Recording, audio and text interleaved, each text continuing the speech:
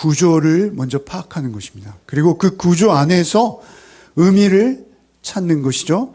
그 구조, 특별히 흐름 안에서 벗어나면 안 되는 것이죠. 우리는 지금 6장부터 16장까지 재앙의 내용들을 묵상하고 있어요. 재앙, 계속되는 재앙, 그죠? 인해재앙, 나팔재앙, 대접재앙. 각 재앙들은 7가지씩 재앙이 임하는 것이죠. 그래서 인해재앙 7, 나팔재앙 7, 대접재앙 7이 계속 쉬지 않고 그들에게 임하는 것이죠. 사실은 예수께서 재림하실 때까지, 예수께서 초림하시고 그리고 부활하신 이후에 예수님 다시 오실 때까지를 우리는 성경에서 종말이라고 하는 것이죠. 그 종말 가운데 우리는 계속되는 고통과 환난, 그 재앙들을 피할 수 없습니다. 그러면 그 재앙들의 원인은 무엇이고 그 재앙들의 의미는 무엇인가? 이것을 우리가 바로 하는 게 중요한 것이죠. 특별히 오늘 본문 10장과 11장, 오늘 본문은 11장입니다만 이 10장과 11장은 나팔재앙 7가지 중에 특별히 6번째 나팔과 7번째 나팔 사이에 위치합니다. 그죠?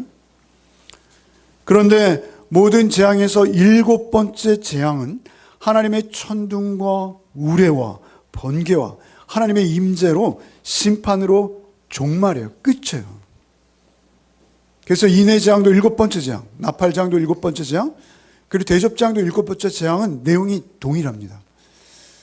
그 재앙은 하나님께서 직접 우리에게 찾아오신 거예요. 여호와의 날이에요. 마지막이에요. 더 이상 기회는 없습니다. 7번째 재앙 이후에는 절대 기회가 없다는 것이죠. 그 6번째 재앙과 7번째 나팔, 6번째 나팔, 7번째 나팔 사이에 10장, 11장이 들어가고 오늘 본문이 바로 끝나자마자 7번째 나팔이 불리는 것이죠. 10장과 11장은요, 우리를 돌이키시기 위한 하나님의 은혜입니다. 하나님의 배려예요. 10장과 11장을 통해서 하나님께서 마지막 때 마지막으로 권고하셔서 우리를 구원해 내시기 원하시는 거예요. 여러분, 오늘 본문이 10장 1절부터 11장 오늘 본문까지 한 덩어리인데요, 사실은. 그 한 덩어리 안에서 9장 20절과 20절 마지막 말씀이 어떻게 끝나는지 아시죠? 제가 새벽마다 말씀드렸어요. 회개하지 아니하고 회개하지 아니하더라. 사람들은 그 무시무시한 재앙들을 보면서 아, 회개해야겠구나, 주께 돌이켜야지 라고 여기며 회개하지 않더라는 거예요. 이들은 다 이스라엘 사람들이에요. 소위 말하면 교회에 다니는 사람들이죠. 신앙생활을 하고 있는 듯한 사람들입니다.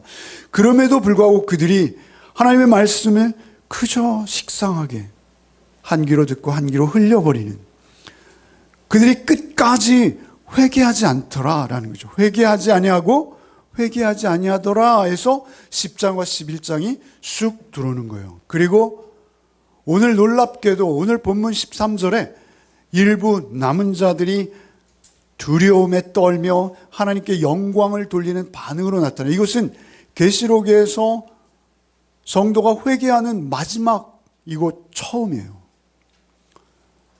성도가 회개하는 모습은 계시록 전체에서 여기뿐이에요. 그러니까 10장과 11장을 통해서 우리가 구원 얻은 자 맞고 우리가 남은 자 맞다면, 남은 자, 렘넌트라고 하죠.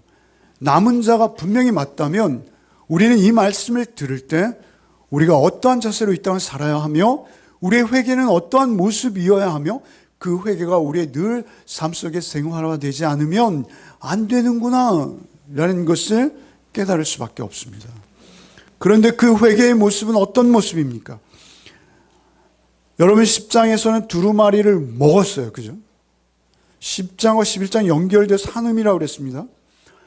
두루마리를 먹는다라는 것은 무엇이죠? 하나님의 말씀을 깨달았다는 거예요. 시편의 기자는 하나님의 말씀이 어찌 그리 단지요 꿀과 송이꿀보다 더 달다, 이런 표현을 했어요. 역시 요한 사도도 그 두루마리를 주시자 그 두루마리를 받아 먹을 때 입에서는 굉장히 달았다. 그죠? 달았어요. 여러분, 하나님의 말씀을 대할 때 우리는 달아요. 왜냐면요, 우리는 늘 진리에 대한 호기심이 있고 진리에 대한 어떤 목마름이 있습니다. 인생은 뭐지 도대체? 인생은 어디서 왔지? 결국 인생의 결말은 무엇이지?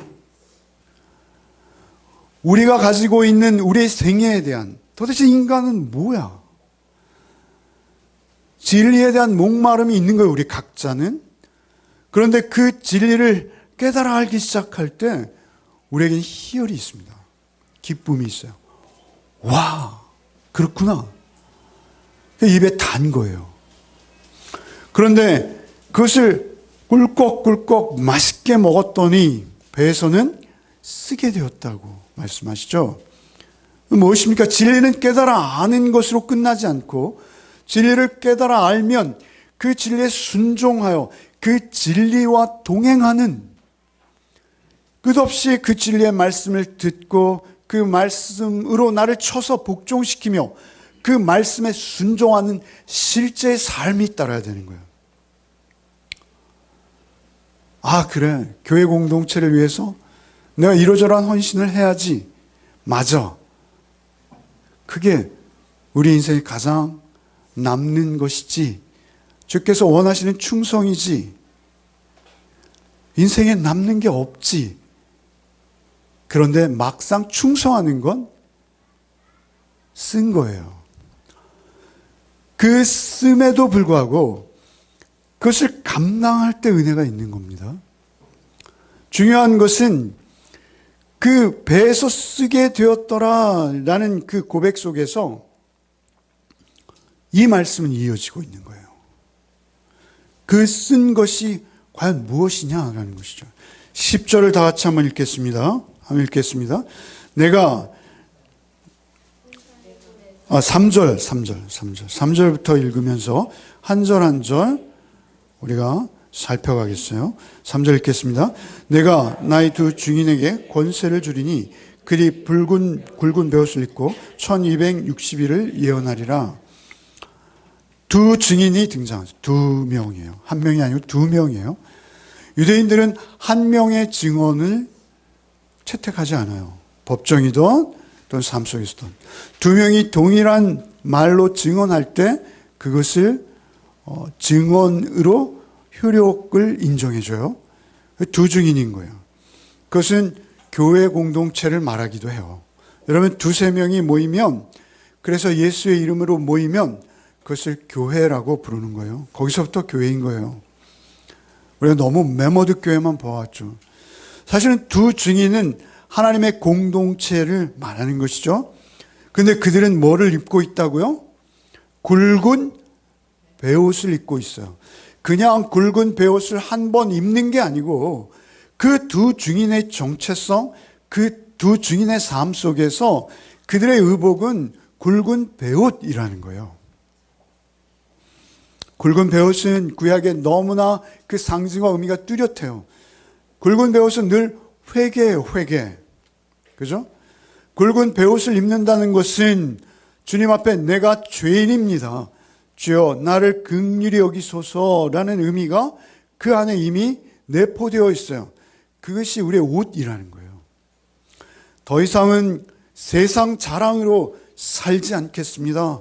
하나님 앞에 겸손한 자의 모습을 잃지 않겠습니다. 그리스도의 증인 되어야 하기에 나를 부인하고 늘 주님을 드러내는 삶을 살고자 합니다. 라는 의미가 베옷 속에 이미 들어가 있는 것이죠. 그래서 그 굵은 베옷을 입고 살아가는 거예요. 그것을 신약적 표현으로 하면 세상에서는 가난한 자로 여김을 받을지라도 실상은 부유하고 아무것도 없는 자 같을지라도 실상은 모든 것을 소유한 자다. 이렇게 말씀하시는 거예요. 고린도서 6장 10절 근심하는 자 같으나 항상 기뻐하고 가난한 자 같으나 많은 사람을 부유하게 하고 아무것도 없는 자 같으나 모든 것을 가진 자. 세상 사람들은 참 자유로워서 마음대로 세상을 그렇게 살아가는 듯 하지만 그들에겐 자유가 없는 거예요. 진정한 자유는 우리에게 있는 거예요. 죄와 죽음에 꽉 붙들려서 종노릇하는 그 상태에 있던 우리가 예수 그리스도의 십자가로 새 생명을 얻어서 우리는 참 자유를 누리는 거예요. 회개하라 천국이 가까웠느니라. 예수께서 전하신 복음의 전부입니다. 회개하라, 회개하라. 그렇게 엄중히 회개의 옷을 입고 늘 회개를 전하는 자로 사는 것, 그것이 증인의 삶이다. 그래서 강조하시는 거예요. 1260일, 이것은 새벽마다 설명드렸어요. 한때, 두때, 반때, 42개월, 42달, 1260일, 다 같은 의미예요. 이것은 너무 길지도 않고 너무 짧지도 않은 어떠한 정해진 시간이 있다는 거예요. 그 시간 동안만 우리가 증인의 삶을 살아낼 수 있다는 것이죠.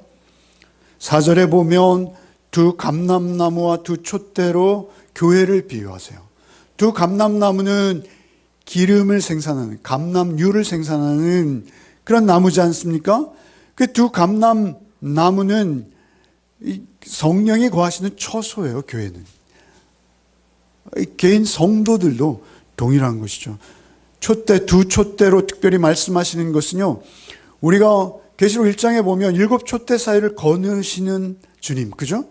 그런데 그 가운데 서머나 빌라델비아 교회를 제외하고는 다 책망을 받고 심각한 경고 속에 놓이게 돼요. 소수예요. 여러분, 구원받는 자는 항상 소수입니다. 이 땅에도 많은 교회가 있지만 진실한 하나님의 말씀의 공동체는 많지 않아요. 그 가운데서도 하나님께서는 그들을 특별히 증인으로 삼으시는 거예요. 그들이 증인으로 증거자가 되는 것이죠. 4절까지 5절, 만일 누구든지 그들을 해하고자 하면 그들의 입에서 불이 나와서 그들의 원수를 삼켜버릴 것이요, 누구든지 그들을 해하고자 하면 반드시 그와 같이 죽임을 당하리라. 증인의 삶을 살 때, 복음의 말씀을 증거할 때 여러분 입에서 불이 나온다고요. 그래서 방해하거나 거절하거나 그 증거를 묵살하고 또 그것을 없이 하려 하는 자들을 불로 심판하시겠다 하세요. 맞나요? 여러분, 그렇게 이루어지나요? 여러분, 제가 설교할 때 입에서 불이 확 나왔으면 맛을 쉬어. 그렇게 보면 안 되는 거죠. 그죠? 여기서 의미는 뭐죠? 이런 겁니다. 이사야서 1장, 11장 4절 말씀에 이런 말씀이 있어요. 그의 입에 막대기로 세상을 치며 그의 입술의 기운으로 악인을 죽일 것이며, 그의 막대기, 그 입술의 기운이라고 말씀하세요. 불이에요, 불. 예레미야 선지자를 통해서는 정확히 말씀하셔요. 예레미야서 5장 14절 말씀. 그러므로 만군의 하나님 여호와께서 이와 같이 말씀하시나 너희가 이 말을 하였은즉 볼지어다 내가 내 입에 있는 나의 말을 불이 되게 하고 이 백성을 나무가 되게 하여 불사르리라. 근데 이 말씀 전에 13절에 보면 선지자들은 바람이라 말씀이 그들의 속에 있지 아니한즉 그같이 그들이 당하리라 하느니라. 예레미야가 계속 그들에게 회개를 외치고 하나님께로 돌아오라라고 권하자 선지자들의 말 속에는 하나님이 계시지 않아. 선지자들의 말은 바람이야. 너가 말한 거 그거 그 흉한 그 내용 너에게 해당하는 것이지 반응하지 않는 거예요. 그를 통해서 하나님께서 경고하신 건 뭐예요? 예레미야 입을 통해 나간 그 말씀대로 이루어질 것이다. 예레미야는 얼마나 초라했습니까? 예레미야 눈물의 선지자였죠. 불이 나가기는커녕 말씀을 증거할 때마다 많이 맞고 착고에 채워지고 깊은 땅굴에 던져지고 끝내는 그들의 손에 죽임까지 당하는 것이죠. 그럼에도 불구하고 그가 선포한 말씀은 능력이요 하나님 자신이셨어요. 그 말씀은 영원히 효력이 있어서 그 말씀대로 그들의 생애와 삶이 그대로 이루어지는 것을 우리는 보지 않습니까? 그런 것입니다. 말씀은 불이라고 말씀해요. 우리가 그 계시록 1장에 보면 예수께서 입에서 무엇이 나가죠?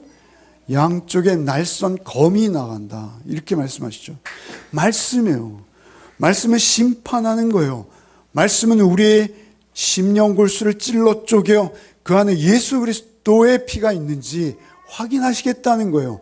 회개하라 천국이 가까웠느니라 라고 선포하실 때 이미 그 안에 심판이 들어있는 거예요. 늘 드리는 말씀이에요. 누구든지 해하려 하면 반드시 이와 같이 죽임을 당하리라 이렇게 말씀해요. 6절 같이 한번 읽어보겠습니다. 슬슬 위험해지기 시작했어요. 6절을 읽겠습니다. 6절 읽겠습니다. 시작. 그들이 권능을 가지고 하늘을 닫아 그 예언을 하는 날 동안 비가 오지 못하게 하고 또 권능을 가지고 물을 피로 변하게 하고 아무 때든지 원하는 대로 여러 가지 재앙으로 땅을 치리로다. 이 말씀은 무엇이죠? 전반부는 누구죠? 비를 오게도 하고 비를 그치게도 하고 비를 다시 오게도 하는 엘리야죠.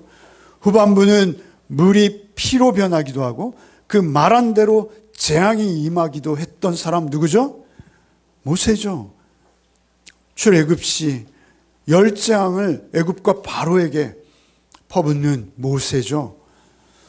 여러분 왜 특별히 이 두 사람을 하나님께서는 요한 사도를 통해서 계시해 주셨을까요? 모세는 창세기, 출애굽기, 레위기, 신명기, 민수기 그 오경을 기록한 율법의 기록자예요. 엘리야는 선지자를 대표하는 자예요. 여러분 구약 성경은 뭐예요? 율법과 선지자의 글이 구약 성경이에요. 그렇다면 말씀의 증언자로서 그 말씀의 위력이 비를 오게도 하고 그치게도 하고 물이 피가 되기도 하고 여러 가지 재앙으로도 바꿀 수 있는 모세와 엘리야는요 언제나 같이 등장하고 있어요. 여러분 우리가 말라기를 묵상하고 왔죠? PPT에 제가 했습니다만 말라기 말씀, 말라기 4장 3절부터 한번 같이 읽겠습니다. 같이 읽겠습니다. 또 너희가 악인을 밟을 것이니 그들이 내가 정한 날에 너희 발바닥 밑에 재와 같으리라. 만군의 여호와의 말이니라. 너희는 내가 호렙에서 온 이스라엘을 위하여 내 종 모세에게 명령한 법 곧 율례와 법도를 기억하라. 보라 여호와의 크고 두려운 날이 이르기 전에 내가 선지자 엘리야를 너에게 보내리니 그가 아버지의 마음을 자녀에게로 돌이키게 하고 자녀들의 마음을 그들의 아버지에게로 돌이키게 하리라. 돌이키지 아니하면 두렵건대 내가 와서 저주로 그 땅을 칠까 하노라 하시니라. 회개를 권고하시는 말씀이 구약의 마지막 말씀이에요. 신약의 마지막 말씀도 역시 돌이킴만을 말씀하고 계신 것이죠. 중요한 것은 여기에서도 모세와 엘리야가 등장하고 있어요. 그 모세와 엘리야로 대변되어지는 구약 성경 하나님 말씀 전체를 말씀하시는 거예요. 그 말씀은 오직 누구를 예언하고 있는 거예요? 예수와 세례자 요한이에요. 여러분 마태복음에 보면 11장과 17장에 세례자 요한을 예수께서는 엘리야라고 직접 지칭하세요. 너희들이 알지 못하였다. 그는 이미 왔노라 라고 말씀하시고 사실은 예수 그리스도 자신도 우리가 잘 아는 민수기 14장인가요? 나와 같은 선지자 하나를 너에게 보내리니 모세의 예언 속에 예수께서 계시죠. 예수는 말씀이 육신이 되어 오신 분이세요. 그러니까 결국은 이 모든 것들 율법과 그리고 선지서, 그 율법서, 선지서, 그 모든 것들이 오직 우리의 구원과 회개에 대해서, 특별히 오실 메시아에 대해서 선언하고 있다는 것입니다. 예수께서 변화산에 가셨을 때 누구를 만나요? 모세와 엘리야를 만나는 거예요. 그러니까 모세와 엘리야는 이렇게 짝이 되어서 등장하고 있다는 것이죠. 그런데 그 모세와 엘리야의 말씀 두루마리를 먹고 그 먹은 말씀을 증거하는 그러한 증인의 삶이 놀랍게도 너무나 충격적입니다. 여러분, 우리의 진리가 우리 안에 들어오면 전하고 싶어지는 건 당연한 것이죠. 우리가 그것을 증언하지 않고는 배길 수 없어요. 예레미야의 고백처럼 내 가슴이 불붙는 듯하여 답답하여 견딜 수 없나이다라는 고백이 나올 수밖에 없습니다. 그래서 하나님의 말씀을 증거했는데 놀랍게도 반응은 정반대인 것이죠. 7절도 같이 한번 읽겠습니다. 그들이 그 증언을 마칠 때 무저갱으로부터 올라오는 짐승이 그들과 더불어 전쟁을 일으켜 그들을 이기고 그들을 죽일 터인즉. 이것은 사단을 말하는 것이죠. 사단의 힘이, 세상의 권능이, 세상의 그 거침없는 시류가 하나님의 말씀이 제 역할을 못하도록 막아버리는 거예요. 여러분, 하나님 말씀은요, 회개를 전제로 하는 거예요. 하나님의 말씀은 내가 죄인인 것을 깊이 각인시키고 그리고 나서 거기에서부터 출발해서 우리의 치유는 시작되는 거예요. 그래서 내가 내 안에 죽지 않고는 하나님의 말씀이 말씀되는 길은 없습니다. 그런데 세상 사람들이 죽으려 하나요? 자신만 의로운데요. 8절, 9절, 10절 같이 한번 읽겠습니다. 그들의 시체가 큰 성 길에 있으리니 그 성은 영적으로 하면 소돔이라고도 하고 애굽이라고도 하니 십자가에 못 박히신 곳이라. 백성들과 족속과 방언과 나라 중에서 사람들이 그 시체를 사흘 반 동안을 보며 무덤에 장사하지 못하게 하리로다. 이 두 선지자가 땅에 사는 자들을 괴롭게 한 고로 땅에 사는 자들이 그들의 죽음을 즐거워하고 기뻐하며 서로 예물을 보내리라 하더라. 성경에 그대로 기록됐고 성경의 내용이 다 관주하는 말씀이에요. 그들의 시체가 큰 성길에 있어요. 두 증인은 죽임을 당해요.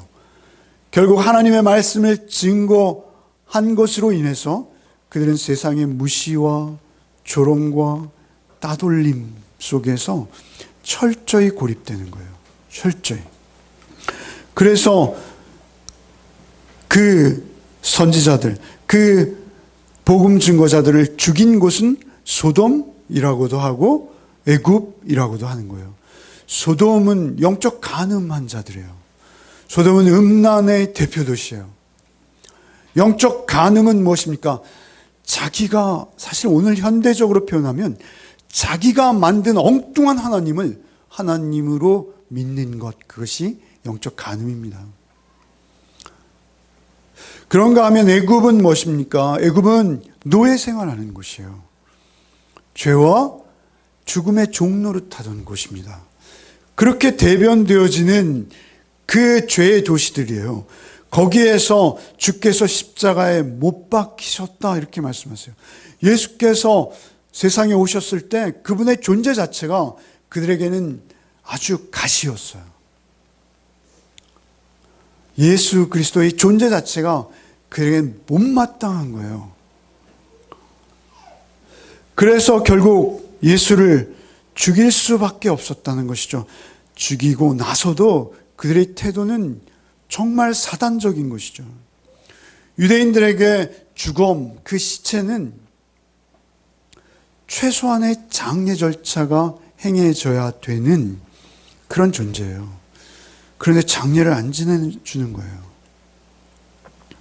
오히려 비웃는 거예요. 조롱하는 거예요. 거봐. 우리가 이겼지. 이건 거예요. 세상이 우리를 향해서 갖는 태도는 항상 하나입니다. 땅에 사는 자들이 그들의 죽음을 즐거워하고 기뻐하여 서로 예물을 보내리라. 모세와 엘리야로 대변되어지는 그 증인들이 죽임을 당하자 그들에게는 큰 기쁨의 축제가 시작되었어요. 그런데 그 축제는 죽음의 축제예요. 그 시체를 길거리에 나뒹굴게 하는 축제예요. 그러면서 그들은 서로 선물을 교환하는 거예요. 여러분, 예수께서 오셨을 때도 동일하게 거기서 죽는 거예요. 세상으로부터 죽는 거예요. 그 종교 지도자들, 그 기득권 세력들로 인해서 예수는 잔인하게 죽으심을 당하는 것입니다. 그리스도인도 동일하다고 말씀하세요. 그리스도인의 삶이 그렇게 세상에서 승승장구하는 삶이 절대 아니라고 성경은 누누이 말씀하세요. 그들이 결국 비진리로 인해서 진리가 오히려 수치와 조롱을 당하는 것이 세상살이다. 오히려 이스라엘의 역사도 동일합니다. 심지어는 예루살렘이 파괴되어지고 성전이 허물리고 법궤를 빼앗기고 그런 것들이 이스라엘의 역사인 것이죠. 그렇게 소망을 꺾어버리는 세상. 여러분, 예수께서 십자가에 달리실 때 헤롯과 빌라도가 친구가 되었더라, 이런 표현이 있어요. 여러분, 헤롯은 누구입니까?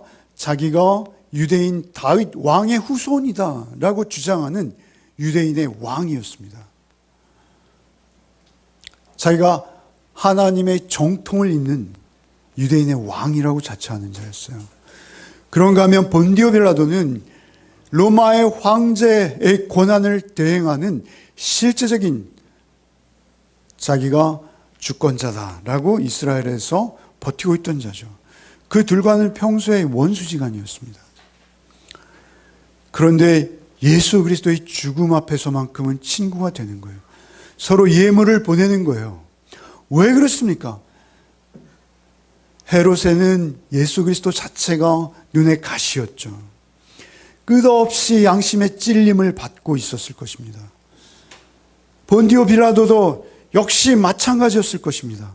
예수 그리스도는 무죄였어요. 무죄인 예수 그리스도를 살인범으로 판단해야 하고 살인범으로 그 형량을 선고해야 되는 재판관의 자리에 빌라도가 있는 것이죠. 그들은 공범이 된 거예요. 어두움은 빛을 싫어하는 것이죠.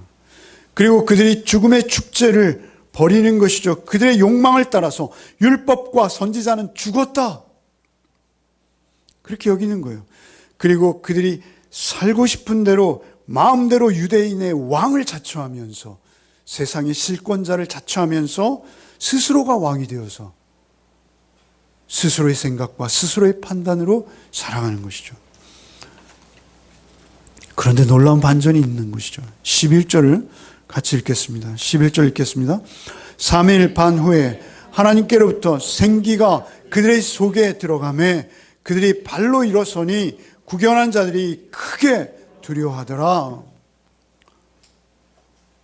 여러분, 이것은 에스겔서 37장입니다. 에스겔 37장 한번 읽어보겠습니다. 같이 읽겠습니다.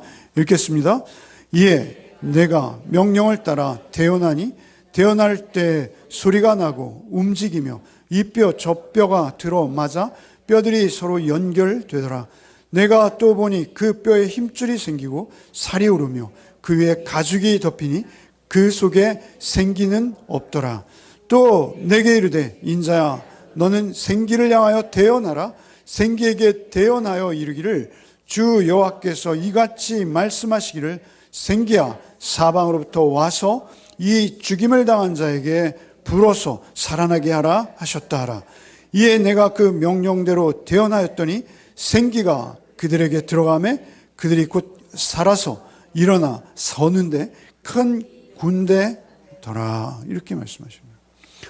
여기서의 중요한 점 두 가지가 있어요. 그것은 7절에 보면 대언하니 대언할 때 생기를 향하여 9절에도 대언하라 생기에게 대언하여 이르기를 하나님의 말씀이 대언되어지는 하나님의 말씀이에요. 우리 거 아니에요. 하나님의 진리의 말씀을 대리자로 증거자로 증인으로 대언할 때 놀랍게도 생명이 거기서 부활하는 거예요. 소생하는 거예요. 말씀이 진리요. 말씀이 생명입니다. 말씀만이 우리를 살리는 거예요. 여러분 우리가 세상에 당하고 죽은 듯해 보이나 그 시체도 처리할 수 없을 만큼 나약한 듯 보이나 진정한 생명은 말씀의 대언자에게만 있다는 거예요. 말씀의 대언자 속에 있다는 거예요. 금요일날 제가 말씀을 드렸습니다만 여러분 우리가 일제 때 여기서 여호와의 날은 무엇이죠? 그것은 우리나라로 비하면 국가대로 표현하면 우리 해방되는 날이에요. 1945년 8월 15일 같은 날이죠. 여러분 우리가 잘 기억하지 않습니까? 일제의 억압 속에 있을 때 신사참배를 두고 우리 대한예수 장로회 참 부끄러운 말씀입니다만 대한예수 장로회 목사님들이 모인 총회, 소위 말하면 오늘날로 말하면 그 총회에서 신사참배는 우상이 아니다라고 가결해 버렸습니다. 그들은 그들의 천황이라고 해요. 천황. 그거 자체가 신적 의미를 갖는 거예요. 그 이름 자체가. 그런데 거기에 가서 절하는 것이 전혀 우상숭배가 아니다라고 선포해 버린 거예요. 물론 거기에 반대하는 목사님들 계셨어요. 그분들의 이름이 지금 살아있어요, 우리한테. 그리고 그분들의 영혼만 지금 살아계세요. 중요한 것은 우리가 무엇이 되느냐도 중요한 것이 아니요 어떤 자리에 서느냐도 중요한 것이 아니요 내 마음, 내 영혼의 주인이 상시에 누구이신가가 중요한 거예요. 진리의 말씀이 육신이 되어서 오신 그분이 우리의 삶, 우리의 생의 주인이 되어 있을 때만 우리 생명이에요. 말씀의 대언자는 말씀을 소유한 자예요. 말씀이 우리 안에 와서 거하고 계신 거예요. 진리는 죽지 않아요. 진리는 조롱의 대상이 될 수 없어요. 진리만 승리해요. 진리는 영원합니다. 진리만 남는 거예요. 그 진리가 우리를 진리되게 하고 그 진리가 우리를 영원한 존재로 세워주실 것이죠. 진리가 우리를 세우십니다. 진리가 우리의 생명으로 우리를 부활하게 하시고 진리가 우리를 하나님의 영원한 나라로 반드시 인도하실 거예요. 그 진리가 우리의 모든 존재의 근원이 된다라는 것이죠. 그래서 그 진리가 되어질 때 그 마른 뼈들이 더 이상 소망이 없다고 판단되어졌던 그들이 놀랍게도 살아나는 거예요. 그것은 예수의 부활과 동일한 거예요. 여러분 우리는 그냥 내가 이념적으로 생각으로 내 안에 나 죽고 예수로 사는 게 아니라 우리의 삶의 실체가 우리의 삶의 모습이 여러분의 24시간으로 구성되어진 그 삶이 여러분 안에서 죽고 말씀으로 살아서 말씀에 순종하는 손과 말씀에 순종하는 발로 여러분 살아낼 때 그것을 생명이라고 진리라고 하는 것입니다. 어떠한 악인과 어떠한 불의와 거짓이 여러분을 범접하지 못하게 하는 거예요. 그러면 사는 거예요. 12절 말씀 같이 읽겠습니다. 하늘로부터 큰 음성이 있어 이리로 올라오라 함을 그들이 듣고 구름을 타고 하늘로 올라가니 그들의 원수들도 구경하더라. 원수들도 볼 거예요. 원수들도 인정하지 않을 수 없습니다. 진리가 영원하기 때문에 그래요. 진리가 승리하는 날, 예수께서 다시 오시는 날입니다. 하나님의 공의와 그 변치 않는 사랑이 승리하는 날, 예수께서 다시 오시는 날입니다. 그것은 인간의 눈에 보이지 않았을 뿐이지 하나님께서는 모두 보고 계셨어요. 그래서 우리로 말미암아 하나님께서는 하나님의 보좌 우편에 함께 앉혀주시는 것이죠. 그것을 우리는 잊지 말아야 합니다. 13절 읽어보겠습니다. 그때 큰 지진이 나서 성 10분의 1이 무너지고 지진에 죽은 사람이 7천이라. 그 남은 자들이 두려워하여 영광을 하늘의 하나님께 돌리더라. 남은 자들이 두려워졌어요. 하나님께서는 은혜로 남은 자들을 두십니다. 항상 하나님은 은혜로 남은 자들을 두세요. 렘넌트라고 하더라고요, 영어 성경에. 그 남은 자는 그들이 특별한 어떠한 짓을 해서 남은 자가 되는 것이 아니라 하나님의 은혜예요. 하나님을 두려워하게 되는 것이죠. 하나님을 두려워한다는 것은 하나님의 말씀을 두려워하는 거예요. 그 진리를 두려워하는 거예요. 하나님의 공의와 사랑을 따라 사는 삶을 살아갈 수 있도록 그들이 두려운 마음으로 하나님의 말씀을 받기 시작하는 거예요. 아직 완전히 멸망한 것은 아니에요. 여러분, 7째 나팔은 주님이 오실 때 울려 퍼질 거예요. 우리는 그 전까지 증인으로 삶을 살아야 돼요. 여러분, 우리가 증인으로 삶을 산다는 것은 주님 앞에 참으로 충성된 자로 사는 거예요. 여러분, 그것은 요즘 이단 이야기를 하면 굉장히 촌스럽게 여기는 경향이 있어요. 정통 안에서도 말씀의 순전함, 말씀의 순수함을 지켜냅시다 라고 말하면 굉장히 촌스러워 보입니다. 그런데 주께서는 우리에게 충성을 요구하십니다. 충성된 증인만이 주의 제자로 인정될 것이다 하고 말씀하세요.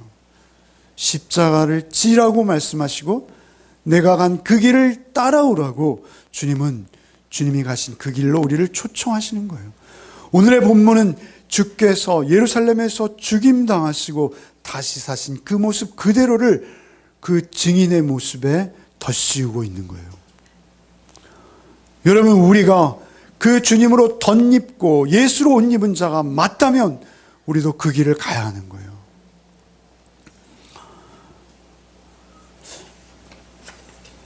누가복음 24장에 보면 예수께서 부활하셨는데도 엠마오로 내려가는 자들이 있어요. 예수님의 부활을 인정하지도 않고 예수께서 생전에 세 번씩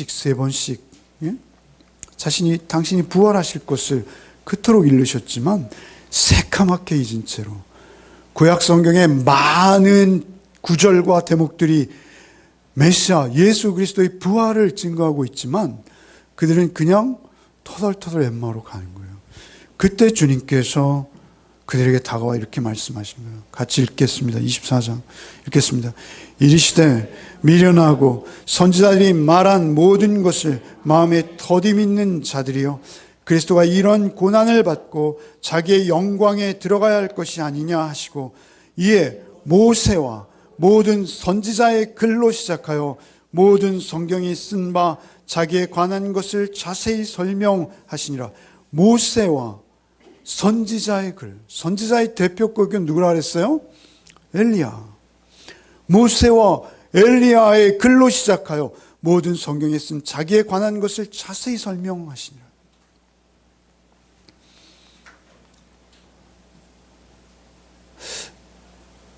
우리는 예수를 구약 성경에 기록된 대로 또 신약 성경에 기록된 대로 알아야 돼요.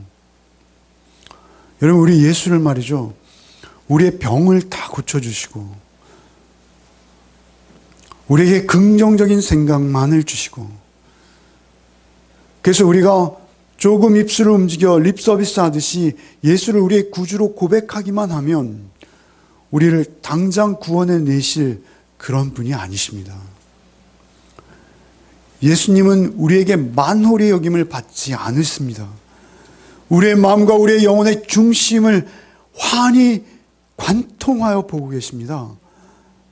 그 주님 앞에 우리가 이런 이단 사설이 난무하는, 거짓 예수가 이토록 난무하는 이 세상 속에서 진정한 예수, 그리고 그 예수를 쫓는 자의 삶으로서 참으로 이 땅에서는 죽은 목숨으로 베옷을 입고 주님을 증거하는 삶을 살아내는 것, 그것이 여러분의 참 기쁨이에요. 그것이 여러분의 진리를 증거하는 삶이에요. 그런데 그것은 여러분의 힘과 능으로 할 수 없다는 것이죠. 여러분에게 생기가 들어가야 되고, 여러분이 그 성령의 인도하심을 받고, 말씀이 참 진리인 것을 날마다 눈으로 확인하고 깨닫고, 기록된 대로 해석하고, 해석된 대로 깨달음을 주신 대로 순종하는 삶을 살아내는 자가 주님의 자녀인 거예요. 그래서 예수님은 그 제자들에게 그렇게 말씀하시고 말이죠. 모세와 선지자의 글로 시작하여 모든 성경에 쓴 바 자기에 관한 것을 자세히 설명하실 때 그들의 마음이 뜨거워지고 그들이 다시 회복되어져서 예루살렘의 남은 제자들 향해 달려가죠. 그리고 그 제자들에게 우리가 부활하신 예수를 봤다라고 증거하죠. 그리고 나서 마지막으로 예수님이 그 제자들이 다 모인 데 나타나세요, 다시. 그리고 우리가 잘 아는 지상 명령, 선교 명령, 그 명령을 하시고 주님은 승천하세요. 그런데 그 마지막 말씀이 뭐예요? 한번 보시죠. 읽어보겠습니다. 다시 읽겠습니다. 또 이르시되 내가 너희와 함께 있을 때 너에게 말한 바 곧 모세의 율법과 선지자의 글과 시편의 나를 가리켜 기록된 모든 것이 이루어져야 하리라 한 말이 이것이라 하시고 이에 그들의 마음을 열어 성경을 깨닫게 하시고 또 이르시되 이같이 그리스도가 고난을 받고 제3일에 죽은 자 가운데서 살아날 것과 또 그 이름으로 죄사함을 받게 하는 회개가 예루살렘에서 시작하여 모든 족속에 전파될 것이 기록되었으니 너희가 이 모든 일의 증인이라. 여러분, 복음이 전파되는 것을 이렇게 말씀하세요. 47절에 죄사함을 받게 하는 회개가 예루살렘에서 시작하여, 복음은 말이죠, 그저 막연히 포장되어진 어떤 기쁜 소식이 아니라 회개인 겁니다. 복음은 회개예요.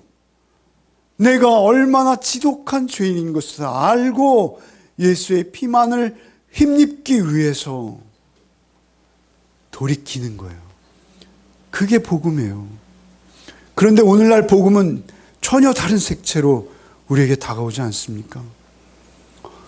여러분, 여기서 45절에 깨닫게 하시고 45절에 깨닫게 하시고 이것은 두루마리를 먹은 거예요.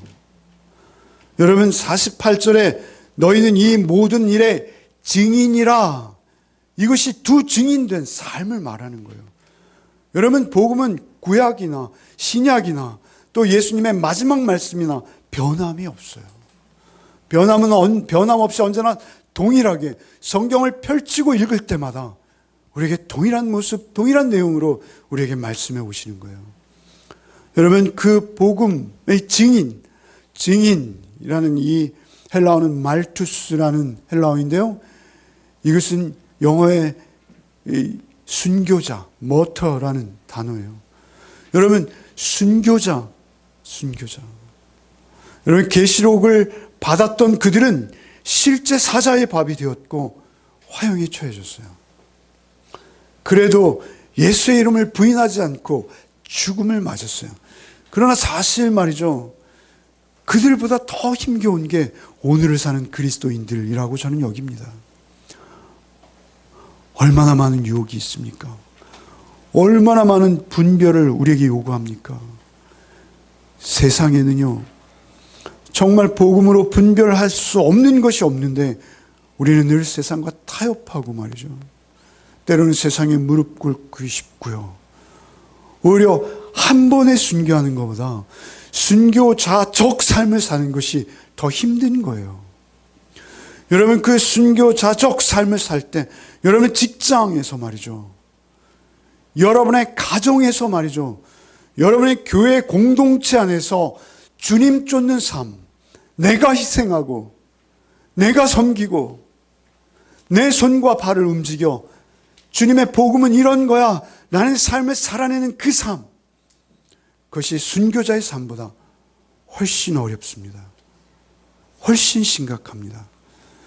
여러분, 그러한 삶은 하나님의 말씀이 내 안에 온전히 녹아지고 그 말씀에 온전히 순종하지 않고서는 도저히 살아낼 수 없는 삶이에요. 그래서 성령이 날마다 우리를 오시고 우리에게 간섭해 주시는 거예요. 여러분, 이런 말이 있어요. 사실 인용하기 싫지만 너무나 진리예요. 민주주의는 민중의 피를 먹고 자라는 꽃이다. 뭐 이런 말, 정확한 말인지 모르겠어요. 결국 그들의 피 흘림으로 민주주의라는 제도가 우리에게 누려지는 것이죠. 피 흘림이 없이는 독재자들의 소나기에서 벗어날 수 없다는 것입니다. 우리가 악마와 사단의 그 속임수와 괴계 속에서 우리가 벗어나는 것은 오직 예수의 피로만 가능했어요. 우리가 누군가에게 복음을 증거한다는 것은요, 내가 피 흘리는 거예요. 여러분, 그것이 피를 철철 흘리는 것이든 피를 조금 흘리는 것이든 그 차이가 있을 뿐, 여러분의 피 흘림이 없이 복음은 증거되지 않아요. 그리고 그 복음 자체의 성격이 피 흘림으로 나를 구원하신 주님이시기에 그 복음이 전해지는 그 자리에서는 그 주님의 피 흘림의 모습을 닮은 그 모습이 나올 수밖에는 없는 거예요. 여러분, 오늘날 진실한 신앙인들이 있다면 그 신사에 참배하고 베프로 온천여행을 간 목사님들로 인해서 복음이 우리에게 왔습니까? 아니면 주기철이나 손양원 같은 목사님들을 통해서 복음이 우리에게 왔습니까? 복음은 항상 하나님께서 주님의 뒤를 쫓는 자의 삶을 통해서 역사하신다고, 우리의 역사를 통해서, 우리의 교회사를 통해서, 말씀을 통해서 우리에게 끊임없이 도전을 주시는 거예요. 여러분, 충성된 삶을 살아내시기 바랍니다. 주님 앞에서 진정 복음을 전하는 자. 여러분, 10절에 보면 이런 표현이 있어요. 땅에 사는 자들. 2번이나 반복되고 있어요. 여러분, 땅에 사는 자들, 땅에 사는 자들 반복하세요. 그것은 무엇입니까? 우리는 하늘을 살아내야 된다는 것입니다. 땅에 매어서 땅에 떠내려가고 땅에 휩쓸려가는 자가 아니라 죽임당하신 어린 양, 그 죽음의 흔적을 우리의 몸에 지니고 베옷을 입고 이 땅에서 마땅히 주께서 살아내라 하신 그 삶을 살아내는 복이 있으시기 바랍니다. 저도 연약해서 늘 제 욕심에 넘어지죠. 여러분, 한 주간의 삶 속에서 생명을 살아내는 복이 있으시길 바랍니다. 주님께서 성령으로 우리 안에 찾아오셔서 말씀하시고 성령으로 인도하실 때 나를 쳐서 그 말씀에 복종시키는 내 손과 발이 되는 복이 있으시길 바랍니다. 그때 우리에게 기쁨, 평안이, 주님이 내 안에 실제 살아서 역사하시는 그 기쁨을 우리에게 맛보게 하실 줄 믿습니다. 그래서 어렵고 힘들지만 때로는 눈물이 나고 우리의 얼굴이 찌그러지지만 그래도 우리의 영혼은 큰 기쁨과 평안으로 주님 앞에서 만족하며 주님을 찬양하며 계시록에서 24장로들이 그 면류관을 벗어 주의 발 앞에 드리는 것과 같은 찬양을 우리도 감히 드릴 수 있게 될 줄 믿습니다. 여러분,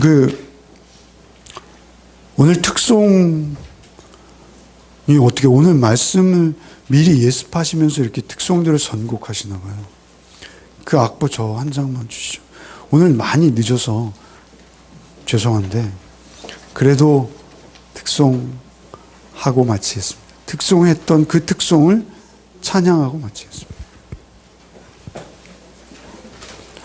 우리 주변에는 사실 진리와 상관없이 거짓에 타협하고 사실은 내 배가 우상이 되어서 그렇게 살아갈 수밖에 없는 우리 이웃들이 있습니다. 뿐만 아니라 나도 안전하지 않습니다. 언제나 그 베옷을 입고 주의 증인으로 살게 하소서.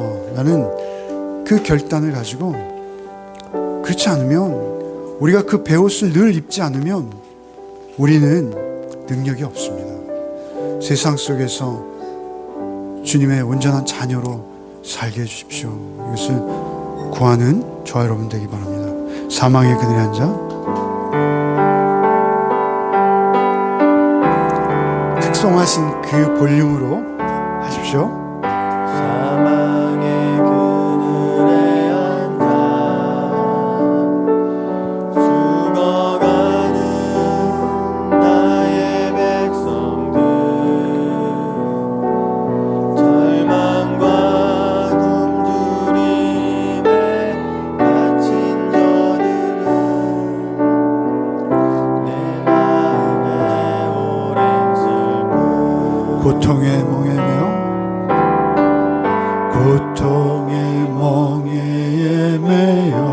고통의 멍에 매여 울고 있는 나의 자녀들, 나는 이제 일어나 저들의 멍에를 꺾고 눈물 씻기기 원하는데 누가 내게 부르짖어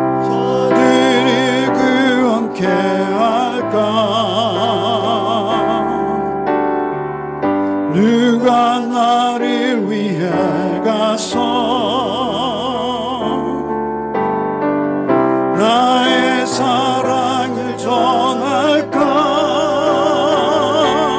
나는 이제 보기 원하네. 나의 자녀들 살아나는 그날 기쁜 찬송 소리 하늘에 웃음소리 온 땅 가득한 그 아멘. 사망의 그늘에 앉아 사망의 그늘에 앉아 죽어가는 나의 백성들, 절망과 굶주림에 갇힌 저들은 내 마음에 오랜 슬픔, 고통의 멍에 매여 울고 있는 나의 자녀들, 나는 이제 일어나 저들의 멍에를 걷고 눈물 씻기기 원하는데 누가 내게 부르짖어 저들이 함께 할까? 누가 나를 위해 가서 나의 사랑을 전할까? 나는 이제 보기 원하네.